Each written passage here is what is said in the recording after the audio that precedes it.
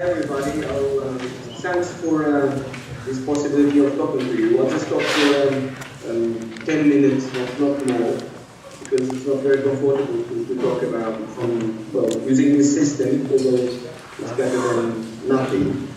And I'll just give you a few details on the crisis in Portugal, and then a few things about, what can be done or what can be discussed in this domain, and not necessarily only urban, but some things about the urban issue. And as the idea was to talk, to give more or less a kind of overview or a general perspective of the crisis in Portugal, I'll just give you a few images. So I think as in the other Southern European countries, it's hard to talk about one crisis. We find crisis in, there is a facet crisis, and we have crises of different types. One is the easiest one that is more present in the news, and that the politicians, or the mainstream politicians always discuss, which is the economic crisis. And in the case of Portugal, we can now say that since 2003-2004, that economic indicators show that the growth of the GDP, that the unemployment level, that the investment rate show that for the past 10 years, the economic situation of the country didn't improve. But the truth is it deteriorated strongly after 2008, when the international or the European crisis, European-US crisis, or US-European war started. And associated to that are the two elements that are often present in the public discourse. One is the public deficit, and it is true that the public deficit increased very strongly in 2009, more than in 2008, because in that moment, if you remember, most of European governments which were tamed by the crisis decided to have a kind of neo-Keynesian policies and started to make small investments to create jobs and to sustain the economy. At the same time, they tried to rescue banks.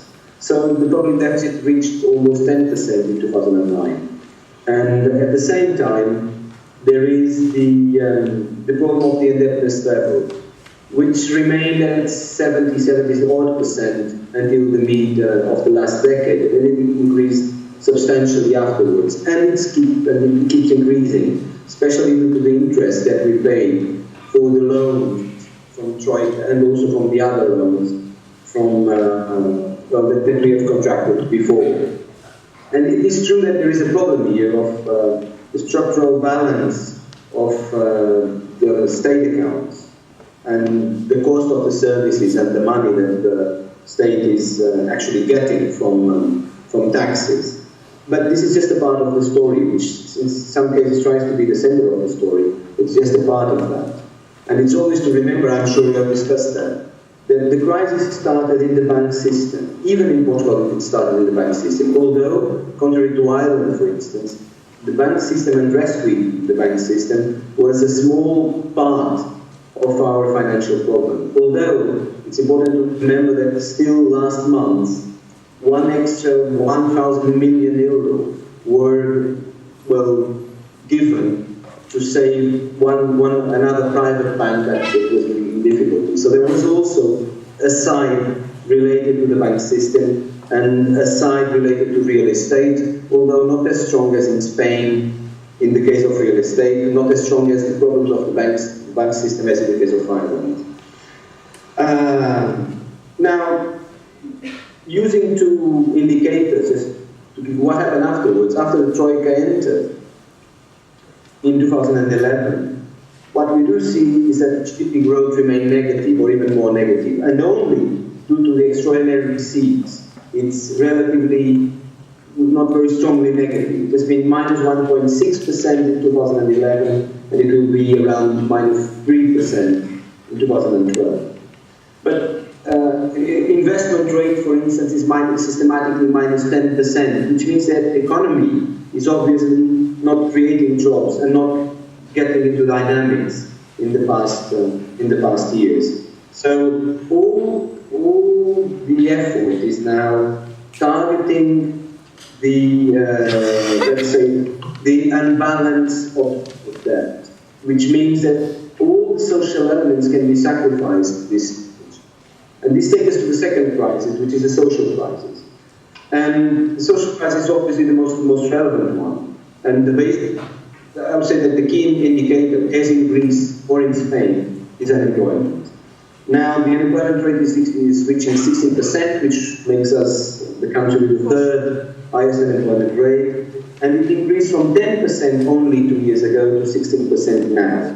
And if we go back to the beginning of the century, there was basically no unemployment, it was just technical unemployment, about 4%. So the change is very significant. And because the policies to reanimate the economy are so low, there is a sacrifice of job creation. There is actually a cut and a reduction in jobs, both in the public sector and as well as in the private sector. And this is just, if you go to the unemployment of youth, as again in Spain or in Greece, we are reaching now a value which is little bit below this, approximately 1/3 of the people with less than 29, I think, or the youth are unemployed, which is very, very high. And I think the highest number since the Portuguese democracy exists in 1974. At the same time, associated with the social crisis, oh yes, there is a reduction, of course, of the wages in the public sector. If we accumulate 2010, 2011, and 2012, nominal wages have reduced by 20-25%, and the global wage mass has reduced 1% only in 2011. If you look into the urban side, one of the interesting contradictions is this availability 700,000 dwellings, but at the same time people being evicted every day. So there is the crisis is causing this absurd situation where people are losing their homes, or young people are moving back to the homes of their parents. At the same time that the number of vacant homes is increasing, and many of these homes became part of the bank's stocks because people cannot now afford the loans they have made and the interest rates associated with loans they have to give the homes back. And according to the Portuguese law, despite some issues in courts, people don't have the possibility, if the value of the house is estimated to be below the actual reminiscent, the debt, they give back the home, but they still have the debt. And this is not, there is not a risk share. We talk very much about the importance of the market, but in this case, the whole risk remains in people's hands, because when the estimated value of the homes was calculated, at the moment when the people get their loans to pay the houses, a value was set. But now the estimation, if they say, well, the value is below previously estimated, you'll have to pay the difference. So there is no risk by the country. One of the key elements of capitalist economy is assuming the risk and then share the risk with it. And if people are giving back their homes, the other part should be sold, as in our countries, the US, most of the US situation. Now, the social crisis is related to a third type of crisis, which is demographic crisis. And now, the demographic crisis joins three elements. The first one is natural rate. Portugal is now, for the first time in decades, experiencing a negative natural rate. So deaths are higher than births, and they are becoming very fast. The difference is becoming quite large. Traditionally, we had more or less 100,000 deaths per year, 100,000 births per year, or a little bit more births than deaths. And now, the number of births is going down to 95,000 per year. So the difference is coming about 97 to be honest. So it's minus 2 times the natural rate. Well, it's minus 1,000 in 2011, in 0 or minus 200 in 2010. So there is, and this is associated to a very fast aging process and to a very low fertility rate, which is one of the lowest of the world. minus than 1.2 children mother, and it's one of the 3 countries with the lowest population. So very aging population, and because of this aging population, and also because people don't trust very much the system, and fearing the reductions in welfare state, number of people choosing to retire is increasing very much. So the burden of the social system is becoming stronger, and with the reduction of young population to sustain it, becoming narrower and more costly for the country. In addition to these 2 factors, aging and reduction of births and of births and of population, is we are going back to out-migration. So Portugal was traditionally a little bit like Greece and Spain and Ireland, a country of immigration that changed very fast to immigration in, well, there was this period associated with decolonization in the 70s, especially after the early 90s, it moved to immigration and to entry of people from, especially from Portuguese-speaking African countries, Brazil, later Eastern Europe. And for, let's say, between 1993 and 2009 or 8, just the year of, which is the reference for the crisis, the migration, net migration has always been positive, and it moved towards a negative balance after 2009. And this is associated to the loss of people to the exterior and to this, the fact that we are going back to immigration. And now, we're estimating that the last 3 years, the number of people leaving the country, and we're talking about a country about the same size as Greece, it's 10.5 million people according to the 2011 census, and the number of people leaving every year is now estimated in 100,000. You can say that it's not 100,000 that stay for a whole week years. They are not long-term migrants, as we usually say. But the truth is that having a negative balance, having 100,000 people living every year, is a figure that is similar to the one that we are experiencing in the last years of the fascist late 60s. So it's in our long-term history, the past 120 years, this is the third moment where immigration is very strong. It's clearly associated with things.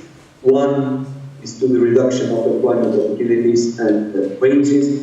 Second one is when you talk of the people that have migrated, especially young people, and mostly highly skilled, or relatively highly skilled, what they say is that they feel that there is opportunities in Portugal and no project. And most of them say that they don't want to come back. So the issue, I don't know if it's brain drain in classical terms, but there is also this idea that we are losing the potential associated with the young people and the very highly educated young people, as we never had in the past. So this is an element which is demographic, the strong demographic crisis that will change things envisaged in the next years. And the fourth element, I would say, which is the political crisis or ideological crisis. There is clear distrust in the political system, but I think this is very fragmented. Whereas there is a group of more informed and people claiming changes in the political system, especially educated young people.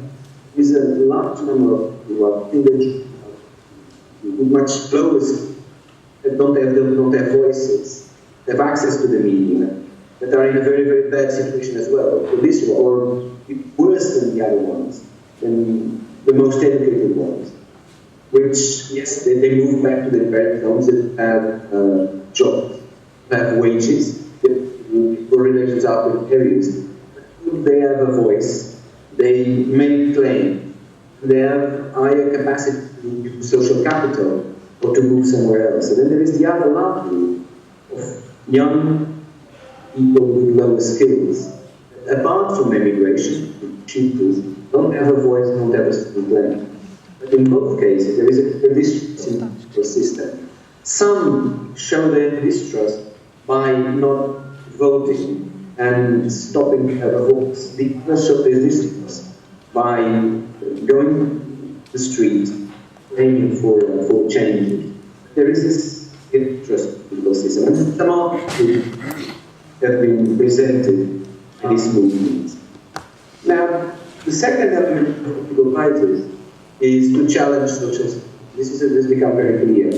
The agenda that has been negotiated with Troika, under the line that we are reforming our state in order to reduce AIDS, as I mentioned in the case of the other agreements, AIDS idea of reducing self-respect with another idea that is market is more efficient and can provide a set of the old social functions that the Keynesians or the welfare state assume that were fulfilled by the state. The poor must come up. Education, health, social security, and housing. It's always been the moving pillar, as a Swedish scholar put it years ago, of the welfare state. Of course, because there is the element of property so to this. Education and health are immaterial, social assistance, welfare, stricter sector is security. Housing is not immaterial. And being the property involved, the case of countries like Portugal, things become very complicated in terms of state intervention. So the second element is this evaluation of social spectrum. Goes until the point assuming that the Constitution more or less suspect that the constitutional rights to the exceptionalism of the be suspended to the future. And then the reduction of rights, or this suspension between governments of the Constitution, won't come back when we get into ordinary times, which times when the Troika is no longer. This is the second element, which is the negation of neoliberal agenda and to challenge the constitutional rights that have been achieved and assumed for the past 40 years. So residualist state is now what is being proposed in the case of Portugal. Now, to finish, and I'm now talking for a long time, than I expect, to finish, what I think is somewhat connected of ideology is that there are individual answers to the crisis. So people migrate, use their networks to migrate or their employment opportunities. There are going into unemployment and receiving unemployment benefits.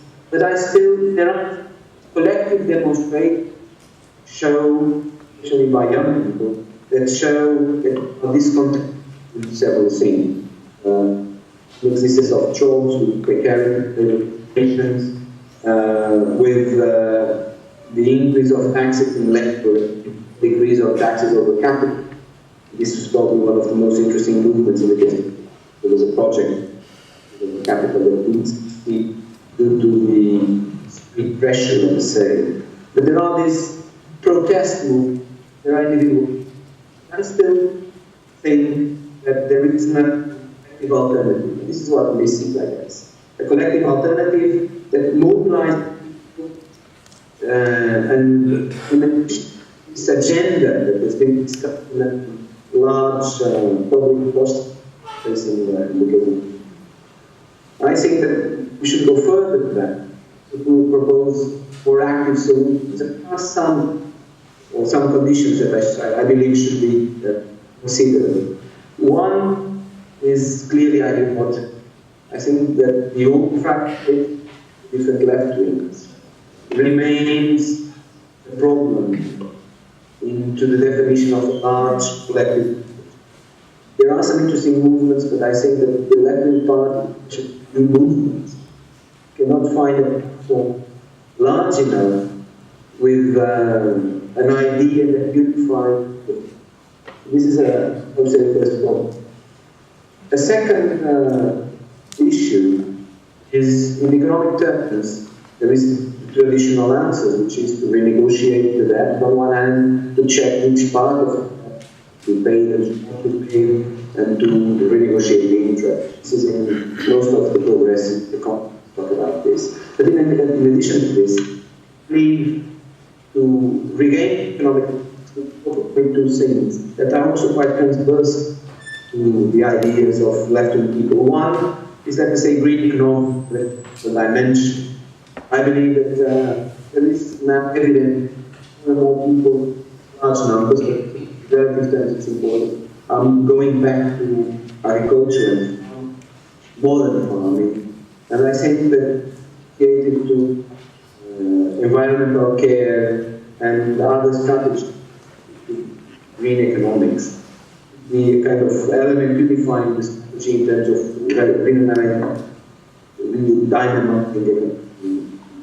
The second element is the urban dimension. I think it's not just market. It's assumed is to assume that property is one right as the others and should not be protected over the other.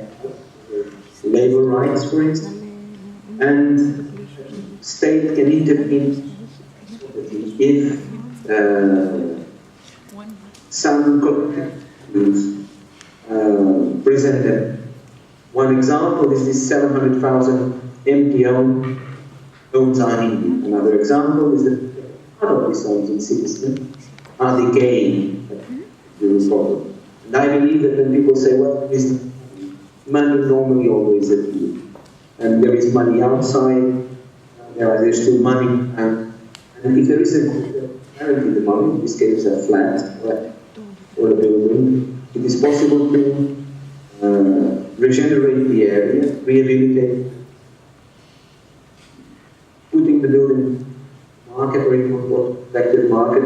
People would find a house, then through paying rent, the state received back as an eventually building activity.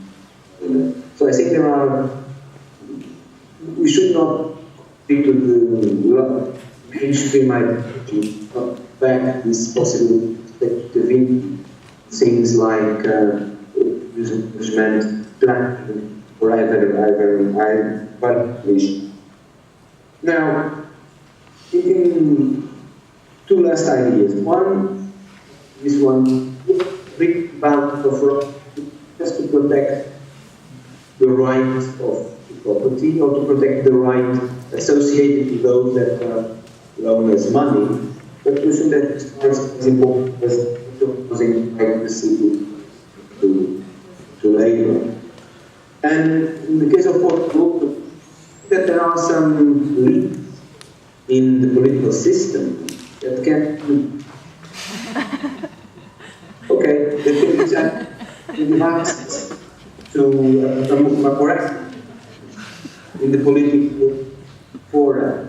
The example is we are having local level elections in September, and it's possible that groups of citizens create collective present themselves as collective municipalities, projects, different national ones, and that are in the I think we should talk with this strategy, either inside the parties, either with the parties, or just as movements.